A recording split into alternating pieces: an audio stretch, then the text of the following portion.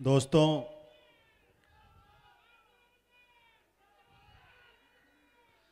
मैं पिछले 15 दिनों से बहुत ज़्यादा हताश और निराश था। लेकिन आज दिन में 11 बजे मेरी हताशा और निराशा दोनों ही दूर हो गई।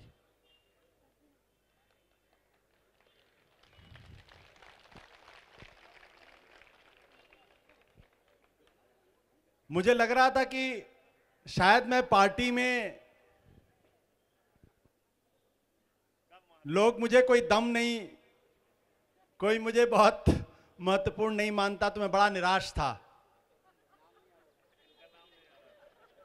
बहुत ज्यादा निराश था। 11 बजे आज जब मेरा नाम आया तो मुझे लगा नहीं, जीवन मैंने कुछ तो अच्छा काम किया है, कुछ तो जीवन सार्थक हुआ है। उसके बाद से मन बड़ा प्रफुल्लित हो गया है कि अब जब इतिहास लिखा जाएगा तो मेरा भी नाम उसमें रहेगा कम से कम।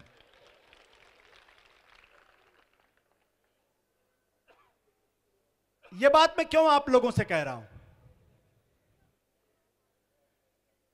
इसलिए कह रहा हूं कि जब आप ईमानदारी की लड़ाई लड़ेंगे, जब आप भ्रष्टाचारियों के खिलाफ जंग का ऐलान करेंगे, तो आपको सारी कुर्बानियों के लिए तैयार रहना पड़ेगा। इसलिए मैं भाई कैलाश गहलोत जी को और गौतम साहब को मैं बताना चाहता हूं कि मंत्री तो बन गए हैं आप, लेकिन जो जो लोग मंत्री बने जरा उनसे पूछ लीजिए उनके दिल का हाल क्या है।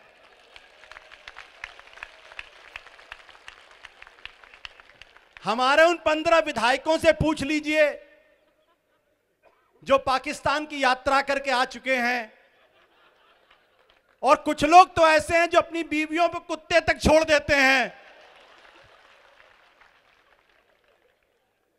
जब एमसीडी का चुनाव हो रहा था तो मैंने कई बार अपने साथियों से बोला कि टिकट पाना आसान है, जीत जाओगे तो तिहाड़ की हवा भी खानी पड़ सकती, उसके लिए भी तैयार रहना। आज आम आदमी पार्टी एक ऐसे मकाम पे खड़ी है जहां हम गर्व के साथ कह सकते हैं कि हिंदुस्तान के अंदर अगर कोई एक पार्टी है जो भ्रष्टाचारियों के खिलाफ काल बनकर खड़ी हुई है तो वो आम आदमी पार्टी है।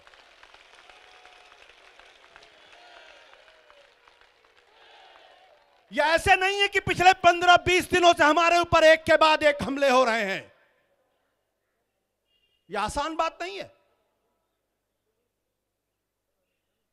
एमसीडी के चुनाव के बाद से जिस तरीके से हम पर हमले हुए हैं, यह अनायास नहीं है, यह अचानक नहीं है। यह एक सोची समझी रणनीति और साजिश का हिस्सा है, और यह हिस्सा है कि दिल्ली के अंदर जो कुछ लोग खड़े हो गए हैं और देश जिसका इंतजार कर रहा है, अगर इनको ऐसे ही दिल्ली के अंदर 70 में से 67 सीटें जीतने दी गई तो ये आने वाले कुछ सालों के अंदर जो बड़ी बड़ी पार्टियां हैं उनका नामो निशान मिटा देगी। इसलिए हम पर हमले हो रहे हैं, और ये हमले रुकने वाले नहीं है। मैं बता दूं, ये हमले रुकने वाले नहीं है। ये हमले और गहरे होंगे, और भयंकर हमले होंगे। हमारी एक एक हड्डी और हमारे शरीर के एक एक अंग का इम्तिहान लिया जाएगा। इसलिए उस अंतिम लड़ाई में हम जुट तो गए हैं, लेकिन आज अगर यहां से निकलें तो ये सौगंध दिखाकर निकलें कि जब तक इस लड़ाई को खत्म नहीं कर लेंगे तब तक चैन से नहीं बैठेंगे, चाहे कुछ भी हो जाए।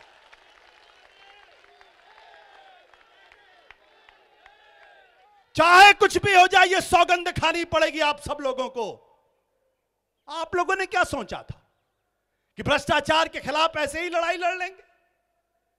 ये जो भ्रष्टाचारी पिछले 70 सालों से देश को लूटने का काम कर रहे हैं, और तो और 1935 में जब पहली बार कांग्रेस की सरकार बनी थी, तब गांधी जी जिंदा थे, और तब गांधी जी ने भी कहा था कि जो हालत सरकार में बैठे हुए लोगों की है, उससे बेहतर है कि कांग्रेस पार्टी को बंद कर दिया जाए।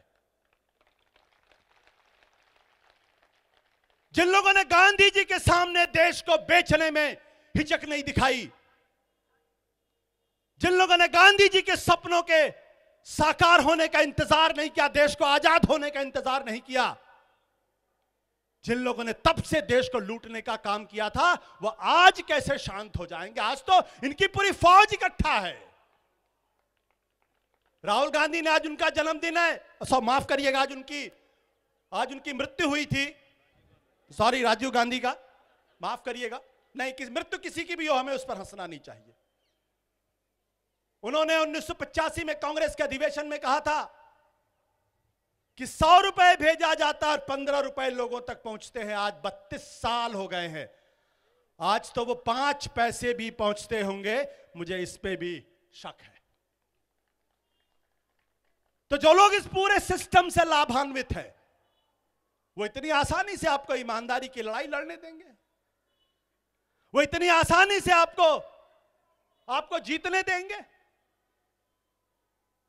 इतनी आसानी से नहीं होंगे। अगर आपने सोचा होगा तो बहुत गलतफहमी के शिकार हैं।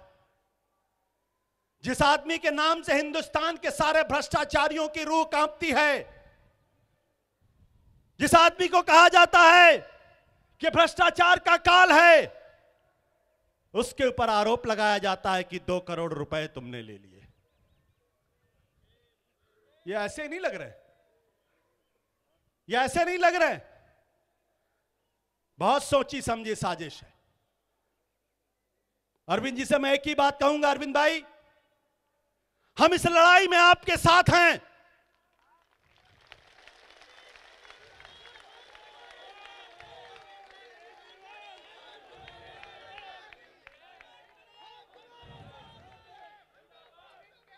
हो सकता है हमारे बीच में कुछ गद्दार पैदा हो गए हों,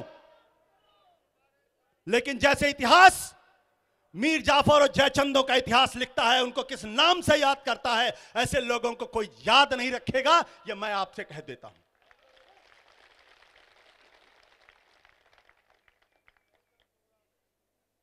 और आरोपों से क्या डरना? जब मां सीता को नहीं बख्शा गया, उनके चरित्र पर लांछन लगाया गया, तो अरविंद भाई आपको भी इस अग्नि परीक्षा से गुजरना पड़ेगा, और हम सब लोगों की इस अग्नि परीक्षा से गुजरना पड़ेगा। और जैसे मां सीता एकदम पाक साफ निकल गई थी, वैसे मेरा पूरा विश्वास है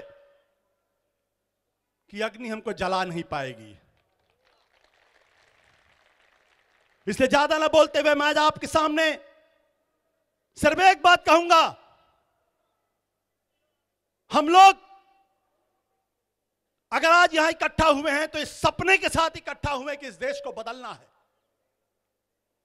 इस सपने के साथ इकट्ठा हुए कि इस देश के अंदर से भ्रष्टाचारियों का खात्मा करना है। इस सपने के साथ इकट्ठा हुए कि इस देश की राजनीति को बदल देना है, और हम बदल के मानेंगे, यह हमारा विश्वास है। और इस लड़ाई में चाहे हमारी जान चली जाए, हमें पीछे नहीं हटना है। हमें पीछे नहीं हटना है दोस्तों। इसलिए भाई गोपाल जी के नेतृत्व में जो आज ये सभा हो रही है, उसके लिए हमें अपने संगठन को मजबूत करना पड़ेगा। और इतिहास इस बात का गवाह है कि लहरें तो बहुत पैदा होती हैं, लहरें तो आती जाती हैं, लेकिन लहरों को गिनने से काम नहीं चलेगा। हमें अपने संगठन को मजबूत करना पड़ेगा। हमें एक एक बूथ पर अपने कार्यकर्ताओं को खड़ा करना पड़ेगा। अगर बीजेपी कांग्रेस के 10 कार्यकर्ता है तो वहां 100 कार्यकर्ता हमें खड़ा करना पड़ेगा, तब इस लड़ाई को हम जीतेंगे। साथ ही साथ हमें अनुशासन का भी ध्यान रखना होगा। दुनिया की कोई भी बड़ी जंग, दुनिया का कितना भी बड़ा सेनापति हो जाए, अगर उसकी सेना में अनुशासन नहीं है, अगर उसके जांबाजों में अनुशासन नहीं है, अगर वो एक दूसरे से लड़ें तो वो सेना विजयी नहीं हो सकती। उसके लिए हमें अनुशासित होना पड़ेगा। संगठन का एक सिद्धांत है, हमारे लाखों विचार होंगे, हम पार्टी की राय से सहमत नहीं होंगे, पार्टी के फैसले हमको मंजूर नहीं होंगे, लेकिन जिस पल पार्टी ने तय कर लिया कि ये लाइन चलनी है तो हमारे विचारों का कोई मतलब नहीं है उसमें, हमारे विचारों का कोई मतलब नहीं। हमें उस पार्टी की राय को आगे बढ़ाना है।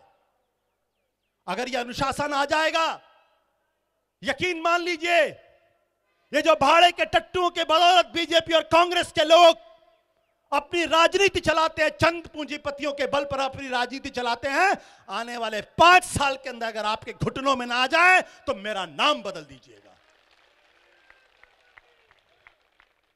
बस इस अनुशासन को बनाए रखिएगा, पार्टी के नेतृत्व पे आप यकीन रखिएगा। मैं आपको अरविंद जी की तरफ से भरोसा दिलाना चाहता हूं, मर जाएंगे लेकिन एक पैसा भ्रष्टाचार का नहीं खाएंगे, यह हमारा वादा है। और जिस दिन हमारे बीच में कोई निकलेगा उसको उठा के फेंक देंगे, यह भी मैं आपसे कहना चाहता हूं। बहुत बहुत शुक्रिया दोस्तों।